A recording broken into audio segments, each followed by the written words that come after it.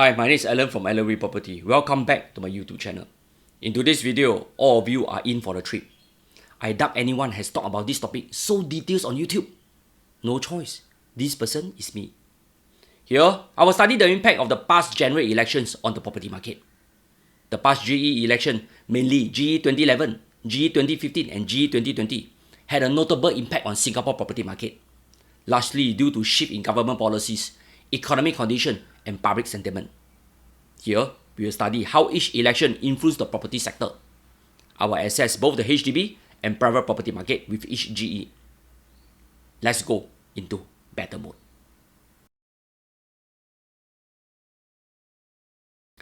Firstly, let's go back into some history lesson.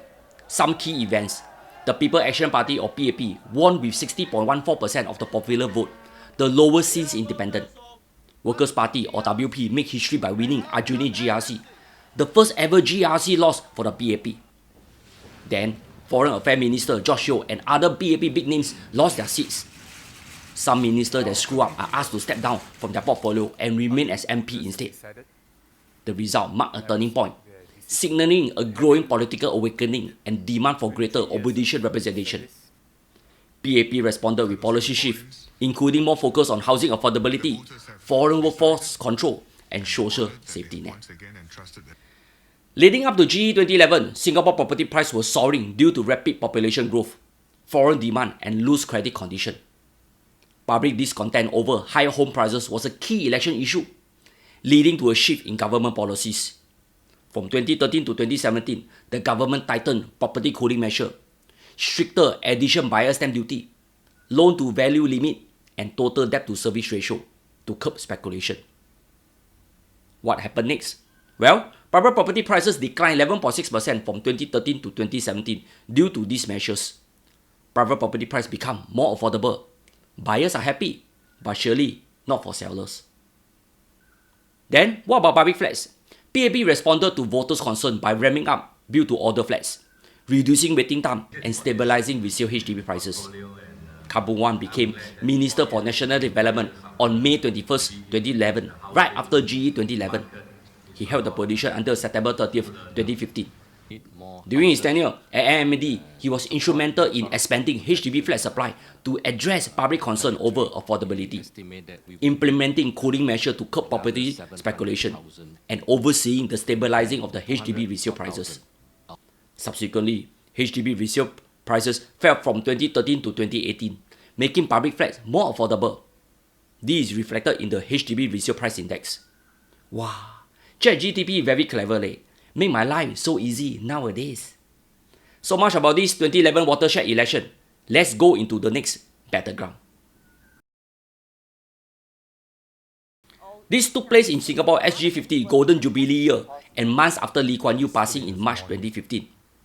PAP staged a strong comeback, securing 69.86% of the votes, a nearly 10% increase from 2011. WP retained Arjuni GRC and Hougang SMC, but with reduced winning margin. Reform Party, Singapore Democratic Party and Singapore Political Party failed to make significant breakthrough. PAP's stronger result was attributed to public gratitude for LKY legacy, successful SG50 celebration, and policy shift responding to 2011 concerns. This round, PAP win big. Back to the Singapore property market, the market was softening due to earlier cooling measures, but global condition and low interest rate environment helped maintain stability. The government gradually allowed easing of cooling measures such as shortening the seller stamp duty period and adjusting LTV limits. Soon, private home prices rebound from 2017 onwards to the next GE in 2020. From the chart, the low point was 138 back in 4th quarter 2017. It chonged to 153 in 2nd quarter 2020. This is a 11% increase. Still reasonable in my opinion. On the HDB front, HDB flat prices saw new policies such as the enhanced CPF housing grant and more flexibility in choosing resale flats. Back then, Lawrence Wong became Minister for National Development on October 1, 2015, soon after the GE 2015. He led the voluntary early redevelopment scheme discussion on HDB lease decay. He has helped to stabilize the HDB resale market after years in price fluctuation. From the HDB resale price index, the index in second quarter 2015 was 135. The index in second quarter 2020, right after GE 2020, was only 132. This was also a time when HDB owners are talking widely on the depreciating lease. I can recall I have a hard time selling old HDB flats then. From how much is the COV to how many years left? This issue was put into rest when CPF board coincidentally made adjustment to the use of CPF funds for aging HDB flats prior to the 2020 GE. This 2020 GE took place during the COVID-19 pandemic, leading to digital campaigning and restriction on rallies. PAP won with 61.24% of the votes, a drop from 2015, reflecting concern over job security, cost of living and governance. Again, Workers' Party made historical gain, winning Aljunied GRC, Hougang SMC and Sengkang GRC.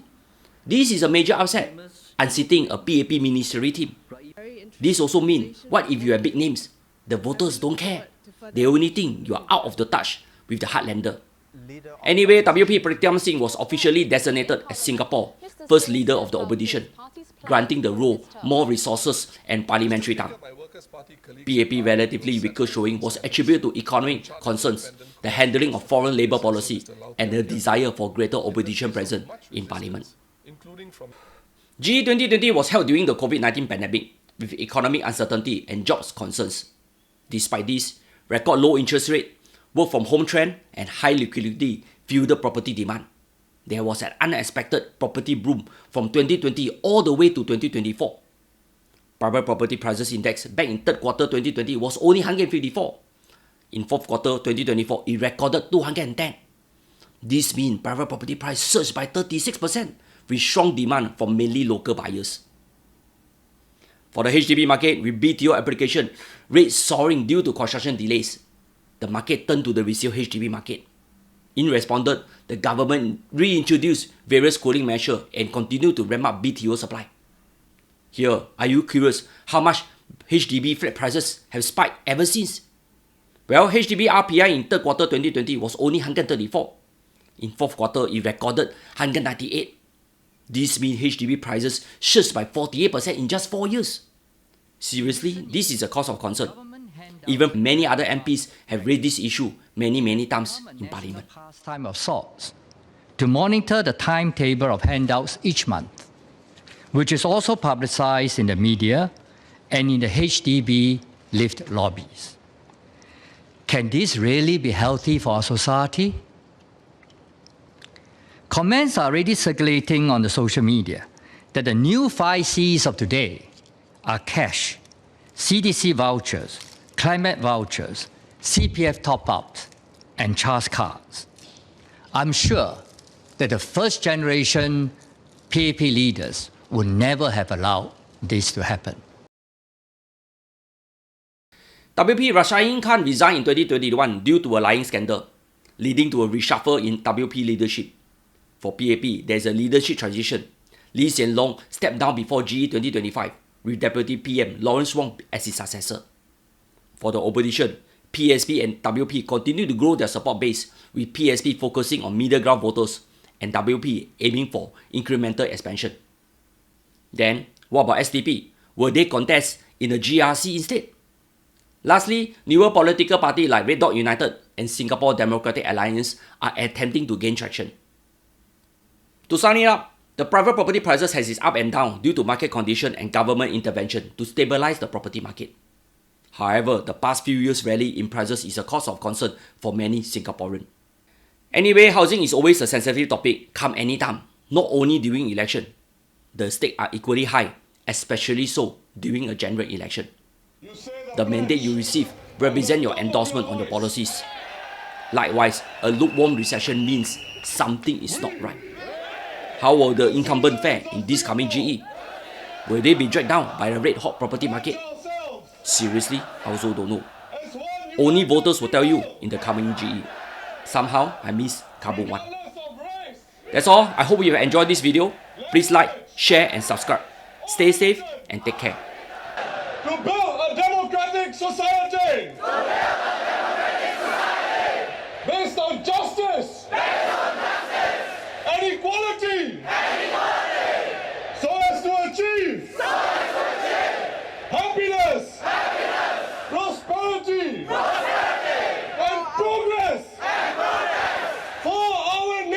Constitution